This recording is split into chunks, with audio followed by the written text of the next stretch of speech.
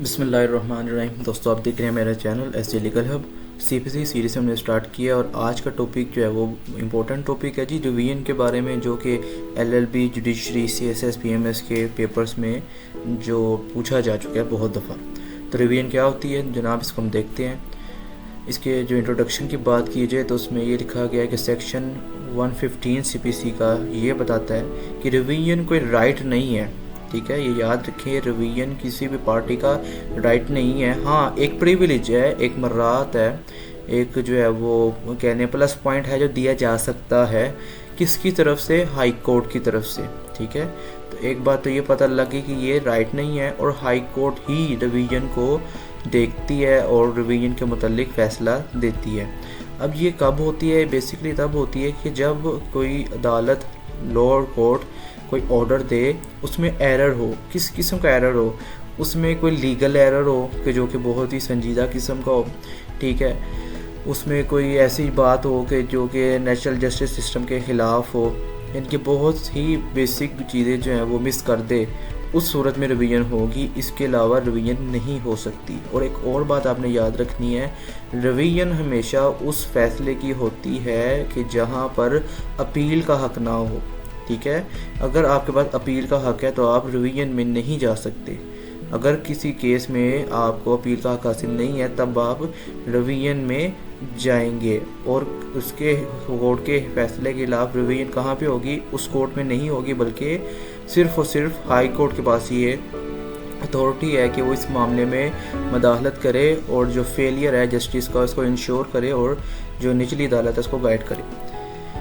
अगर इसकी legal provisions हैं उसकी बात करें तो सेक्शन 115 सीपीसी का, आर्टिकल 199 कॉन्स्टिट्यूशन का और article 203 of constitution of Pakistan 1973 division के बारे में डिटेल फराहम करता है और जिसके मुतालिक हम आगे पढ़ेंगे। Definition: a legal mechanism to oversee and correct error of jurisdiction और material irregularities committed by courts below.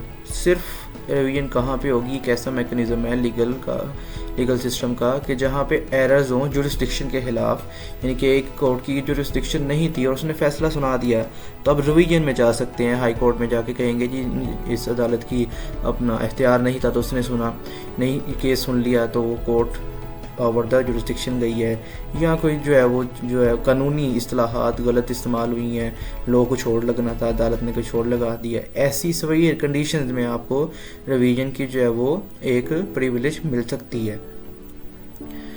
उसके बाद पेपर में मोस्टली ग्राउंड्स पूछी जा सकती हैं कि grounds for filing a revision.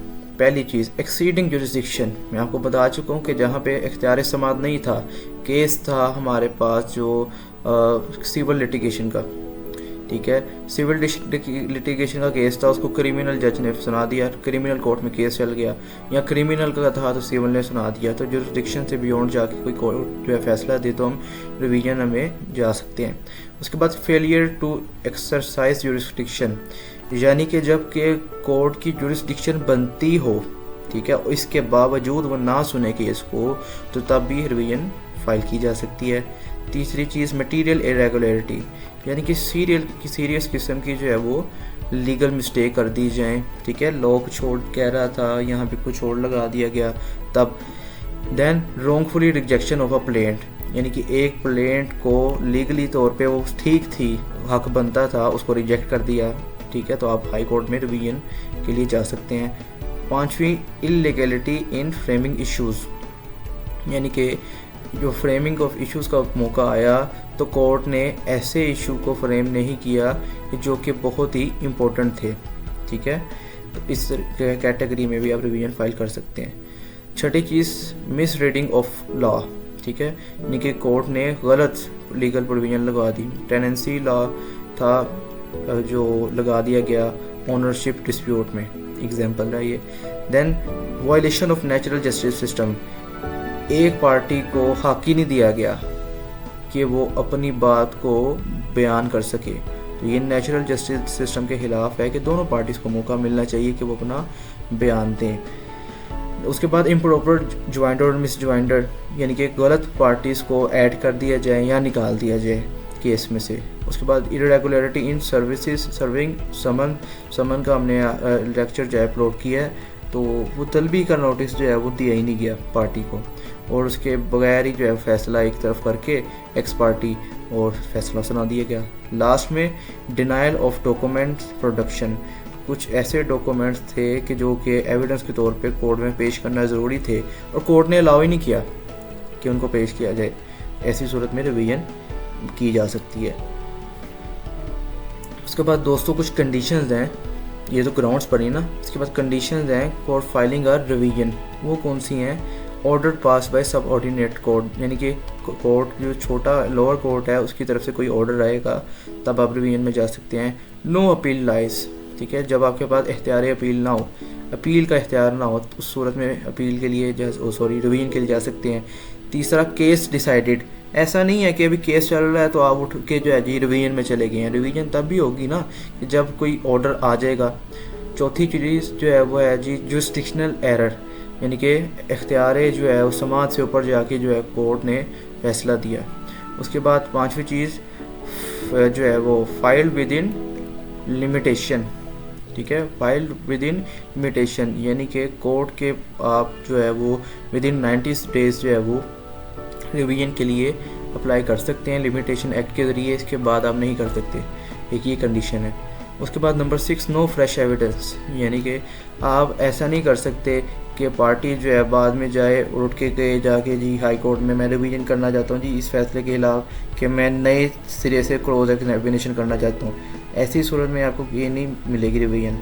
Substantial injustice, ठीक है, यानी कि अगर कोई इसी पार्टी के जो है वो नेचुरल जस्टिस सिस्टम वायलेट हुआ, मिसाल के तौर पे आपको एग्जांपल दी थी, किसी को सुना नहीं गया किसी का केस, किसी को एविडेंस देने से इनकार कर दिया गया पेश करने से, ऐसी सूरत में कंडीशन बनती है। देन फॉर्मल ऑर्डर, ठीक है, कि जहाँ पे ऑर्डर पूरी तरह से आ जाए यानी कि राइट पूरा कंप्लीट हो जाए, उस सूरत में आप रिवीजन के लिए जा सकते हैं, कंडीशन बनती है। ऐसा नहीं है कि अभी दौरान अगर केस में भी मुलतवी किया गया तो आप जाके कहें जी केस मुलतवी हो गया, तो नहीं, जब तक उसका फाइनल डिसीजन नहीं आएगा तब तक आप नहीं जा सकते। 9 पे फाइल बाय एग्रीव पार्टी, हमेशा वो पार्टी फाइल करेगी रिवीजन जिसके खिलाफ यानी कि जिसको नुकसान हुआ है इस फैसले से। ऐसा नहीं है कि जो हक में है वो भी जाके जी रिवीजन फाइल कर दे। और हाई कोर्ट की डिस्क्रिशन, यानी कि हाई कोर्ट के पास ही ये सिर्फ इख्तियार है कि वो इन तमाम कंडीशंस के ज़ेरे तहत जो है वो रिवीजन को जो है सुने और अगर उसे मुनासिब लगता है तो एक्सेप्ट करे, वरना रिफ्यूज़ कर दे।